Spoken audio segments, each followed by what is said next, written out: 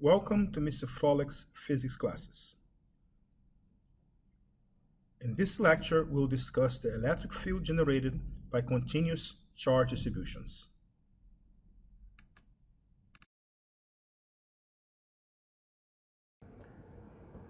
Hello there. In today's lesson, we'll see how to calculate the electric field due to a continuous charge distribution. So, we so far have considered the electric field created by a point charge Q at a distance r from that charge, and that electric field was then kq over r squared r hat. Well, if now instead of having a point charge, we do have a continuous distribution of charge q, and I want to know the electric field located at a point P from that electric field, the technique of what we can do is remember that this entire charge Q can be broken down into a bunch of infinitesimal charges dq. And each one of these infinitesimal charges dq will make a contribution for an infinitesimal electric field dE. And the electric field dE is going to be given by k dq over r squared r hat. And if I want to know the total field created by the entire charge distribution, the only thing I need to do is add up the contributions of all of those infinitesimal amounts of charge dq. So we're going to end up with the electric field being equal to the integral of k dq over r squared r hat, and this over the entire object. Okay? And we really need to get into seeing this done in some more detail. Before we dig into the actual calculation of electric fields, it's useful to remember the idea of density of charge. So we're going to have linear charge density. We usually represent that by lambda, and this is charge over length. Okay? If my object is of uniform charge density, lambda can also be written as dq dl, whichever way I'm measuring that length. And in terms of units, this is in coulomb per meter. Then we also have the superficial charge density, and we represent that by sigma, and sigma is going to be then given by Q divided by surface area. If my superficial charge density is uniform, I could also write this as dq ds, and in terms of units, this is going to be given in coulomb per square meter. Finally, we'll have the volumetric charge density.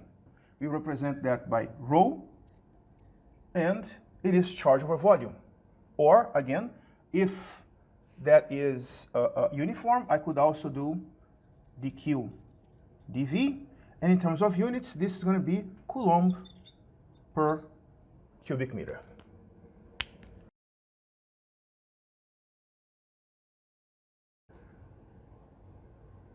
We will now see how to calculate the electric field of some particular charge distributions that are important for our AP exam. So let's start with the line of charge. I have here a line of charge of length L. Okay, so let's just put this here, length L. And I set a reference frame, yx, in which my line of charge is sitting on the x-axis. And in my reference frame, the line of charge goes from x equals a to x equals a plus L. And we are interested in knowing the electric field at the origin. So what I want to know is the electric field at that point. And let's just say that this line of charge has received a positive charge that is uniformly distributed over the entire object, which really means that lambda, which is Q over L, or dq, I'm going to use here now the x because it's my coordinate, the x, is a constant. Okay, so basically this is what we have. In order to solve this, I'm going to consider a small amount of charge dq located a distance x from the origin. And the infinitesimal electric field created by that dq at point x would then be, if I would use vector notation, a negative k dq over x squared.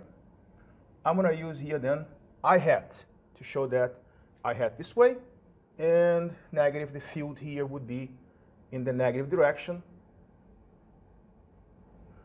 this way. All of the elements of charge are on the same direction, and all of those infinitesimal dE fields are pointing in the same direction. So for my integration, I can actually drop the vector notation and come down to dE equals just k dq over x squared. Now, I have in here the variable x, and I have in here the variable dq. I cannot integrate this way, I need to change variables. And we achieve that by actually using the linear density of charge. So dq is lambda dx, and my equation can be rewritten as dE equals k lambda dx over x squared.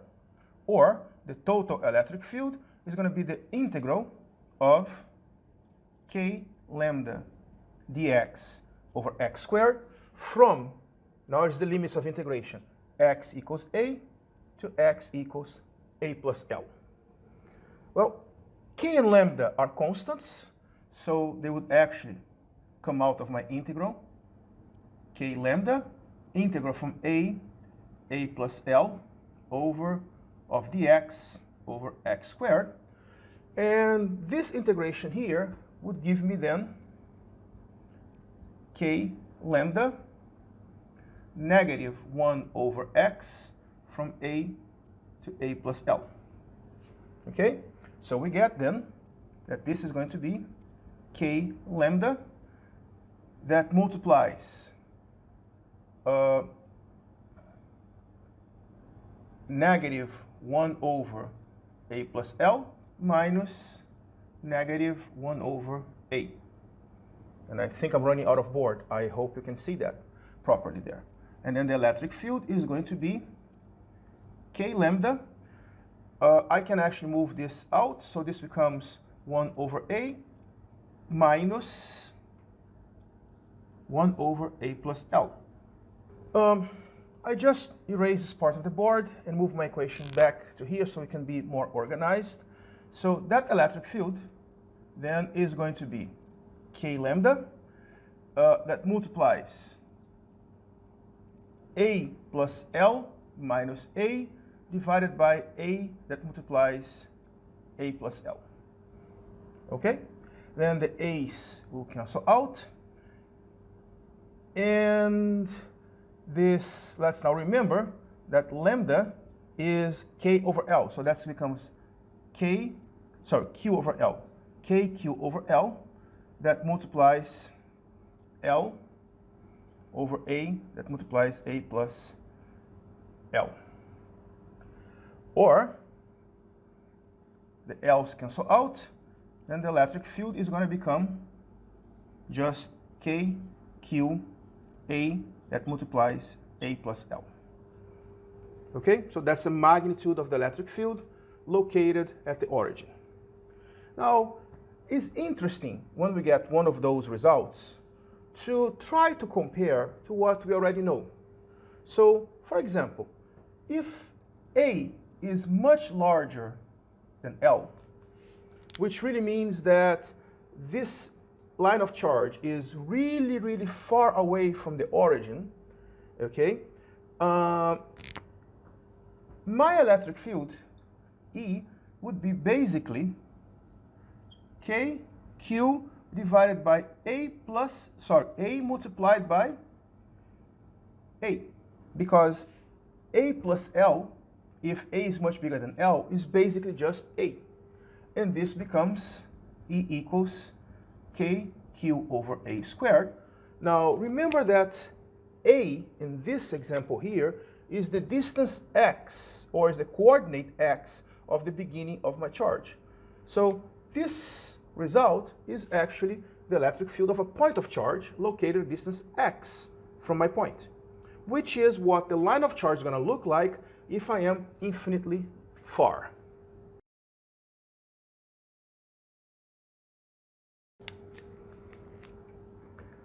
The next example we're going to study is the electric field at the axis of a ring. I'm not really good at drawing those things, so we can see in here the picture that I just got from our book, which shows in a nice perspective a ring of radius r. On the book they used A, but I decided to change to r. And we have then this ring is located on the plane of the YZ axis. Okay, I'm only representing the Y axis in here. And the center of the ring is at the origin of the x-axis. And I want to know the electric field created by the ring at some point on this x-axis here. Actually, let me just shorten this a little bit so I can save some real estate in the board.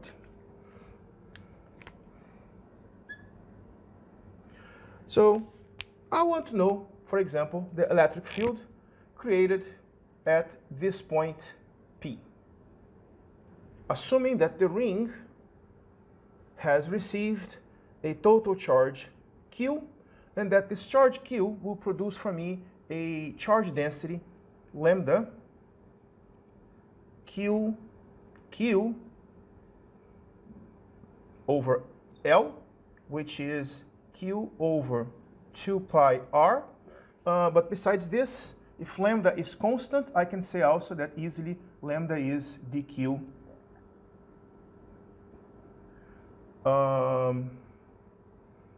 ds. I'm going to call S here the element of arc.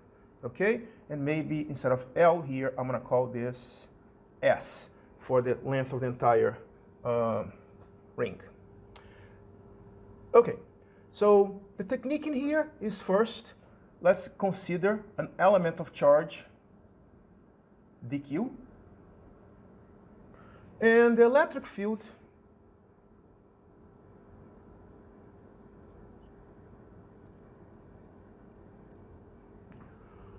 produced by that element of charge dq at point P is represented here by dE. Notice that this element of charge has about the x-axis two components.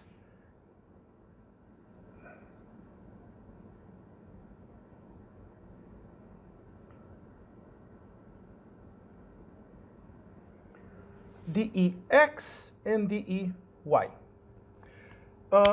When I circle the ring, I'm going to find on the symmetric position to that element of charge dq, another one in here, another dq prime, that will produce another element of charge of field dE in a way that the dEy components will cancel out, and the x components will add up. Okay? So in reality, from the entire electric field, I only need to consider to add up the x components of the electric field. This angle here I'm going to call theta, and basically what I have then is this. My element of charge, the magnitude of the infinitesimal component of the electric field then is going to be given by k dq over r squared. And the x component of the electric field, which is pointing in the x direction, is dex is going to be then k dq over r squared cosine of theta. Now, let's notice a couple of things in here. If this is my picture, this is the radius of the ring, this is my coordinate x, and this here is the distance between the element of charge dq and the point where I'm considering the field, cosine of theta is going to be adjacent divided by the distance over r. So this equation here can actually be rewritten as dex being k dk x over r squared. But r is the hypotenuse of this right triangle. So r squared is r's radius of the ring squared plus x squared. And then my element dex is going to be then given by k x dq divided by r to the third, which is going to be then r squared plus x squared to the 3/2.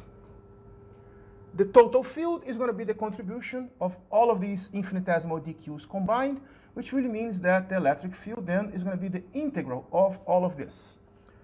But notice that for the point P, k is a constant, the radius of the ring is a constant, and x is also a constant, because I'm not integrating over a distance that changes here. I'm integrating over the ring that turns around here, and therefore a constant distance from the ring.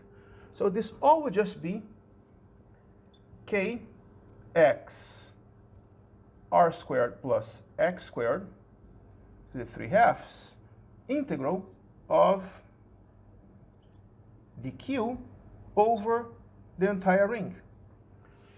But the integral of the dq of the entire ring is just the total charge of the ring, and then we have that the electric field in the x direction is going to be given by k qx divided by r squared plus x squared to the 3/2.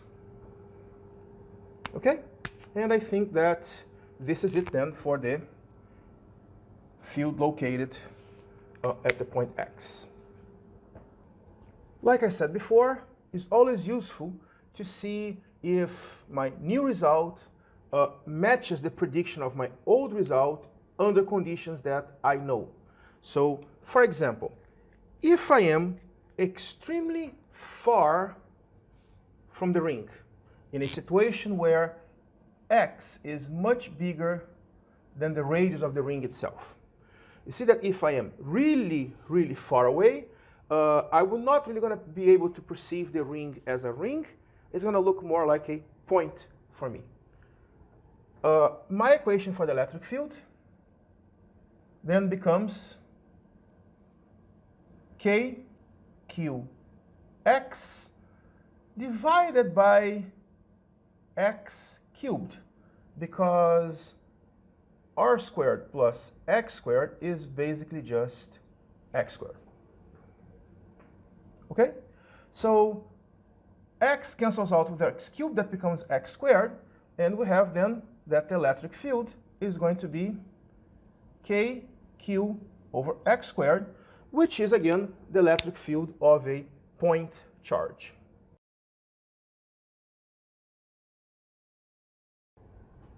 Another charge distribution, another example that is not perhaps one of the traditional ones, but important for APA questions, is the electric field at the center of an arc of charge.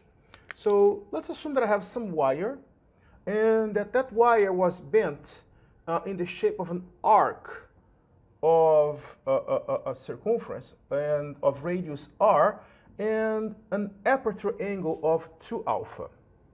And I'm setting a reference frame, yx, with the origin at the pole of the arc of charge, and the x-axis passing by the center of the arc of charge. If my aperture angle is 2 alpha on my reference frame, my arc of charge goes from negative alpha all the way up to plus alpha. And what I want to know is just the electric field at this center point. And the technique again goes around selecting an element of charge dq. And again, dq is going to be lambda ds, where lambda is the linear charge density, and ds is the element of length of the arc of the circumference. Now, this dq equals lambda ds, well, let's just keep it this way. The electric field generated at the center by that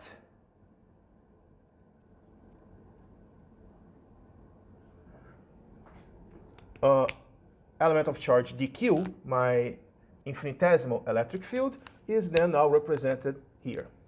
In the same way of what we did before, for every element of charge dq that I take, I'm going to have a symmetric dq prime that will produce a symmetric electric field, the E prime, in a way that their y components, dy and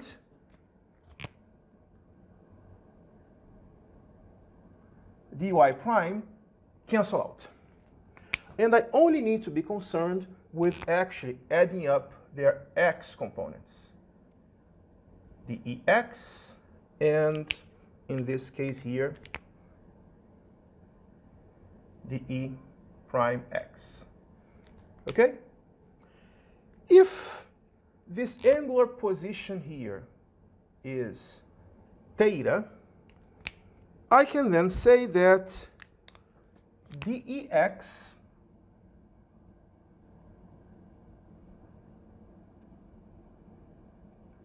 is going to be then dE cosine of theta, but dE is k dq over r squared cosine of theta. Okay? And again, in order to perform this integration, since the direction is changing, I need to make a change of variables, and what I'm going to do is just use dq equals lambda ds. So my dex is then going to be k lambda ds r squared cosine of theta. But I still need to make another change because I have here my variable of integration is s, and my variable on the problem is theta. Of the rest are constants. Now, let's remember that ds is r d theta, where d theta would be the infinitesimal angle that takes the arc ds. And then I can rewrite this equation as dex as being then k lambda over r squared r cosine of theta d theta. Okay? And I think I did not make any silly mistake. So I hope that's right. We can simplify r with r squared, And all of this in the front is just a bunch of constants. So my equation then takes the form of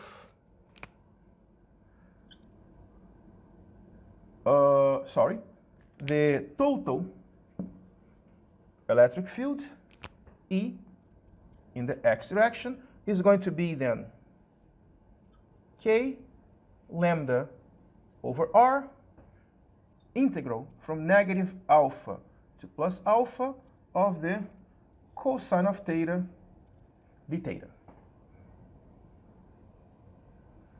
which then becomes K lambda over R negative sine of theta from negative alpha to plus alpha, and then that will be reduced to 2k lambda over R sine of alpha. You guys okay?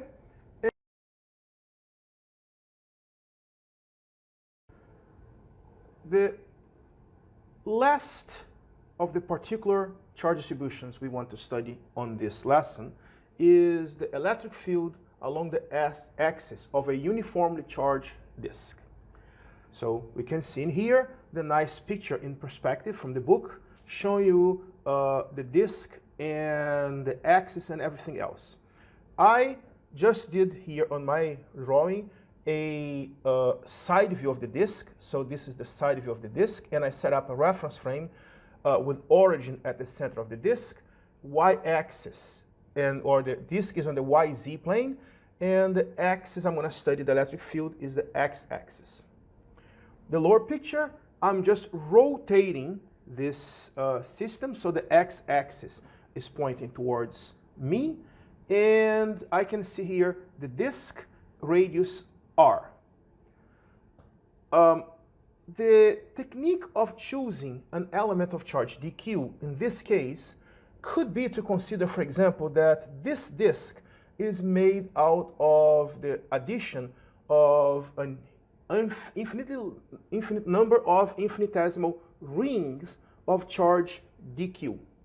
Okay, so each one of these rings of charge dq is actually in here at the radius r, and they all would have a thickness dr. Basically, this is what we're going to need to do. So, without further ado, we already know that the electric field created by the ring at a point P, okay, so the electric field created by my ring, let's say that my ring is coming here, so this is going to be my radius r for the ring. Don't confuse this with the total radius capital R for the disk, okay? And the contribution of the ring here is going to be an electric field on the x-axis,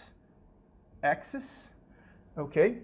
And this electric field on the x-axis we saw before, the E, is going to be given by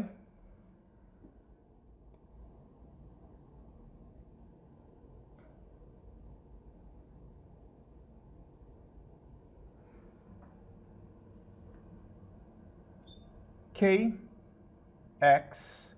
divided by x squared plus r squared with 3/2 dq.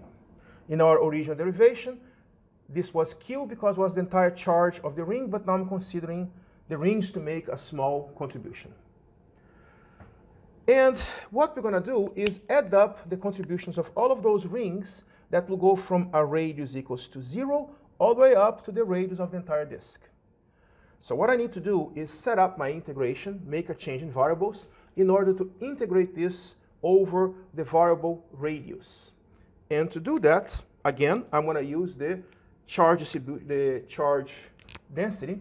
So let's assume that I have in here then a superficial charge density, which is dq over ds, over dA, my bad. over dA. Let's use A for area. Now, that is then dq. Notice that the area of this small disk here is the length of the circumference of the ring multiplied by its thickness. So that is going to be then 2 pi r dr. And then dq can be written as 2 pi sigma r dr. And I can replace this into my previous equation, and then I'm going to get that dE is going to be kx 2 pi sigma r dr over x squared plus, oops, I made a mistake in here. This r, capital R, should actually be small case r, because I am still analyzing it in here. So that should be actually r squared to the 3/2.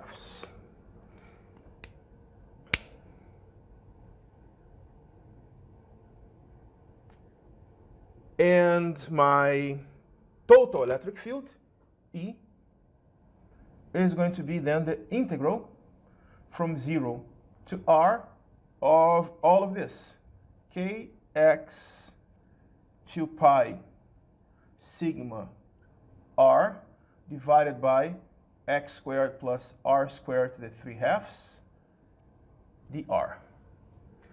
And I'm going to make the following change in variables. I'm going to call u to x squared plus r squared. And therefore, du is going to be just 2r dr. And my electric field then becomes k is my constants first, so k goes outside, x goes outside. The 2 I'm going to need, but pi comes outside, sigma comes outside. And so these are all of the constants that I have, multiplied by the integral of 2r dr is du. And x squared plus r squared is u the 3/2. So my electric field then is going to be kx pi sigma integral of u to the negative 3 over 2 du. Let me erase the board so I can make more room for us to continue this. My electric field then will be given by pi k sigma x integral of u to the negative 3 over 2 du, where u is x squared plus r squared. And this now will then be electric field equals to pi k sigma x. The integral of this is negative 1 over half u to the negative 1 over half. Okay? And instead of changing limits in here, I'm just going to go back to my original variable, which then is going to be 1 over negative 1/2 becomes negative 2 pi k sigma x 1 over x squared plus r squared to 1/2. This here evaluated from 0 to r. And then that will give me an electric field equals to negative 2 pi k sigma x. That multiplies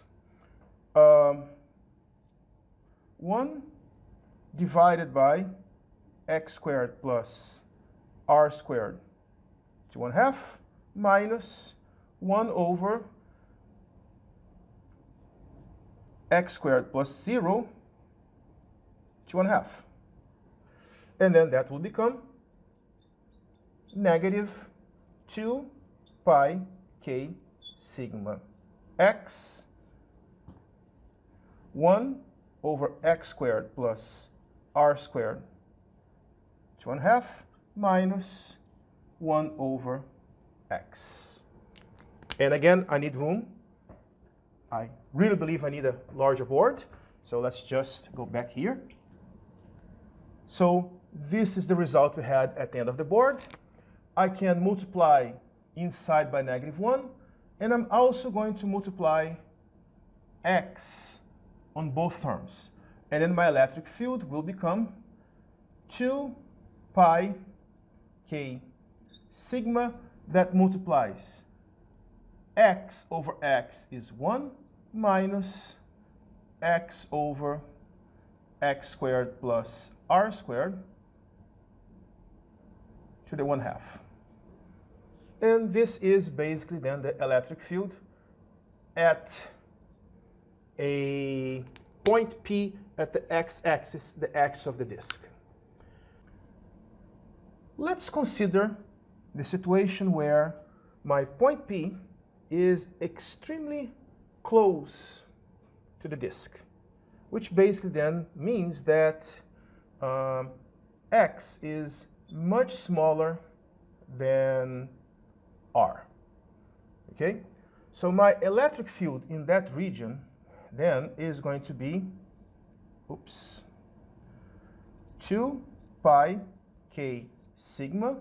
That multiplies 1 minus, now x over x squared plus all of that is basically going to be, 1 minus x squared plus r squared to the 1/2. This was x. But if r is much bigger than x, the second term is basically 0, and my electric field then becomes 2 pi k sigma. But all of these here are constants. And that's a situation similar to the gravitational field of the Earth, when I am too close to the surface of the Earth, and the Earth then just looks like an infinitely large mass. So in this situation here, the disk is looking like an infinitely large sheet of charge. Just to prepare what's coming forward, I'm going now to make the substitution and use, instead of k, 1 over 4 pi epsilon naught. And then my electric field becomes 2 pi, instead of k, is going to be then 1 over 4 pi epsilon naught multiplied by sigma. And pi cancels with pi, 2 simplifies with 4, and then my electric field is just sigma over 2 epsilon naught. And we'll come back to this result when we study Gauss' law. This was a very heavy, dense lecture. I hope you understood, and now what we need to do is solve problems.